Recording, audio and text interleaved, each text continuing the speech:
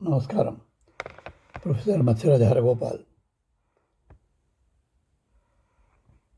ఇటీవల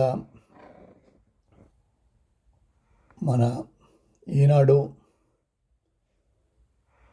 chief editor మాన్యులు Shri Ramoji Rao గారు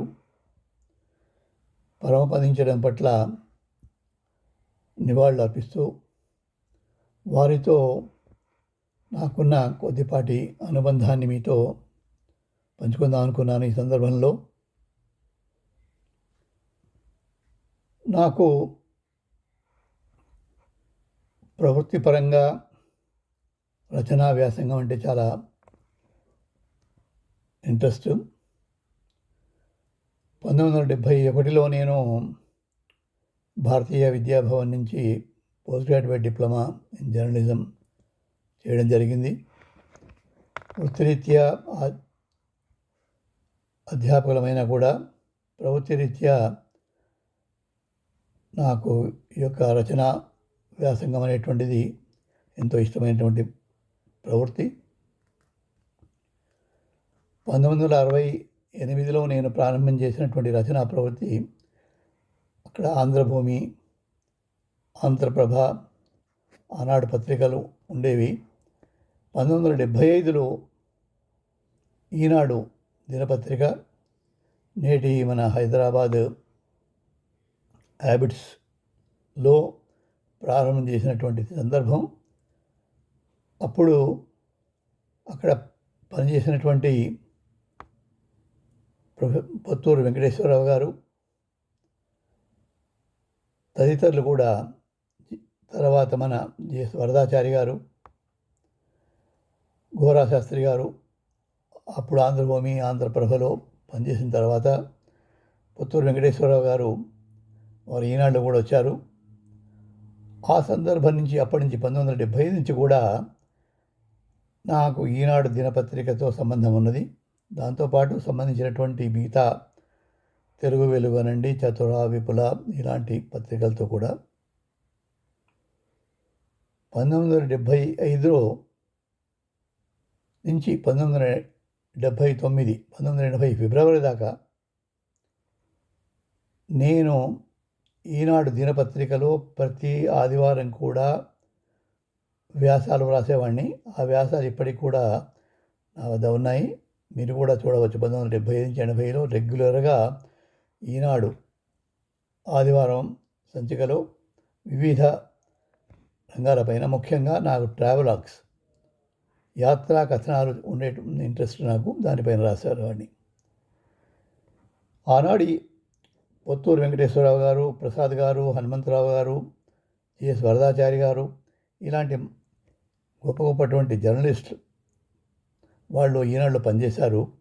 తర్వాత ఈనాడు దినపత్రిక నేను పరిగి, తర్వాత కొడంగల్ ప్రాంతాల నుంచి అక్కడ వార్తలు కూడా పంపేవాడిని.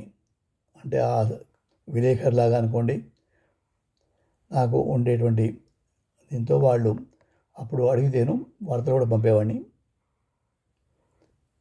అయితే 1975 నుంచి 80 దాకా అనుభవం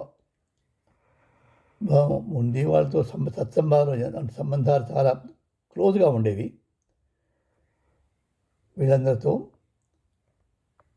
1980 ఫిబ్రవరిలో నేను ముఖ్యంగా అప్పుడు ఆఫ్రికా, కెన్యా దేశంలో భారతీయ ప్రభుత్వ తరఫున నేను ఆచార్యునిగా వెళ్ళేటువంటి సందర్భంలో మన రామోజీరావు గారితో వ్యక్తిగతంగా కలవడం, అంటే అనేక మార్లు కలిసినా కూడా అప్పుడు ఆయన ఒక మాట అన్నాడు, మీరు ఆఫ్రికాలో వెళ్తున్నారు, కెన్యాలో, అక్కడ ఆఫ్రికాలో మన యొక్క భారతీయ ప్రతిభ, భారతీయ సంస్కృతి, మీరు దాన్ని విరివిగా ప్రచారం చేయండి.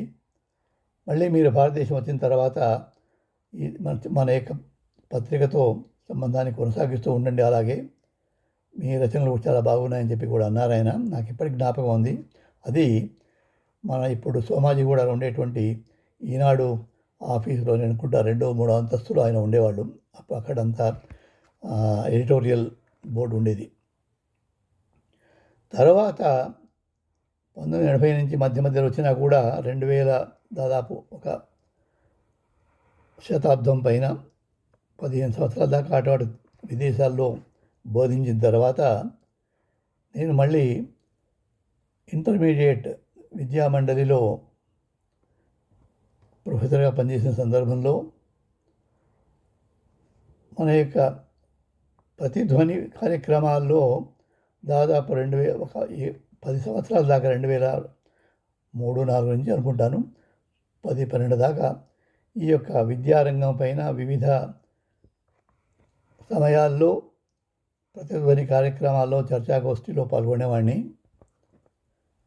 ఆ సందర్భంలో ప్రభాకర్ గారు ఉన్నారు ఇప్పుడు, ఆయన మోడరేటర్గా ఉండేవాళ్ళు. కొన్ని కార్యక్రమాలు ఇక రామోజీ ఫిల్మ్ సిటీలో కూడా ఈ టీవీ కార్యక్రమ చర్చావేదిక జరిగేవి.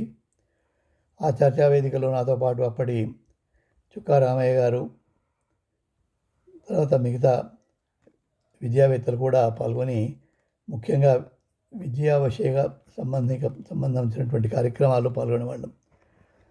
తర్వాత తెలుగు వెలుగు పత్రికలో కూడా కొన్ని వ్యాసాలు రాయడం జరిగింది. కాబట్టి ఈ సందర్భంలో నేను ఎక్కువ సమయం తీసుకోకుండా రామోజీరావు గారు ఏదైతే మన యొక్క తెలుగు భాష అభివృద్ధికి పాటుపడ్డారో, మాతృభాష, అందుకే అన్నారు ఏ దేశమేగినా ఎందుకు ఆడినా తోడరాని పుణ్యభూమి భారతిని అని చెప్పేసి ఏకమనేక మాతృభాష, తర్వాత మన యొక్క మాతృదేశం, ఈ రెండు కూడా మరవరానివి. నేను ప్రస్తుతం ఇక్కడ అమెరికాలో ఉన్నాను. ఈ సందర్భంలో వారితో, రామోజీరావు గారితో ఉన్నటువంటి కొద్దిపాటి వారి ఉండేటువంటి అవినావ సంబంధాన్ని, వారితో జరిపినటువంటి ముచ్చట్లు జ్ఞాపకం చేస్తూ ఈ సందర్భంలో వారికి నేను నివాళులు అర్పిస్తూ వారు ఆత్మశాంతి కలగాలని చెప్పేసి, వారు చూపినటువంటి మార్గంలో మనం ఎంత ప్రయత్నం చేసి మన యొక్క మాతృభాషని, మాతృదేశాన్ని గౌరవిస్తామని చెప్పేసి జననీ జన్మభూమిశ్చ స్వర్గాదపి గరీయసి అన్నారు. కాబట్టి ఆ విధంగా మన మాన్యుడు శ్రీ రామోజీరావు గారు ఏదైతే మనతో చెప్పారో, వారు అక్షరబద్ధం చేసేసి తెలుగు పత్రికా రంగాన్ని మహోన్నత స్థితికి తీసుకెళ్లారో ఈ సందర్భంలో గుర్తు చేస్తూ నా యొక్క హృదయపూర్వక నివాళులు అర్పిస్తూ ఇక శ్రద్ధాంజలి ఘటిస్తూ ఉన్నాను. ప్రొఫెసర్ మత్స్యరాజ హరగోపాల్.